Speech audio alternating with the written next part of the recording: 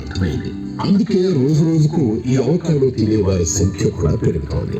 గత 4 ఏళ్ల క్రితం భారత్ లో 500 టన్నుల అవకాడో దిగుమతి అయితే గత ఏడాది 5,000 టన్నుల దిగుమతి అయింది.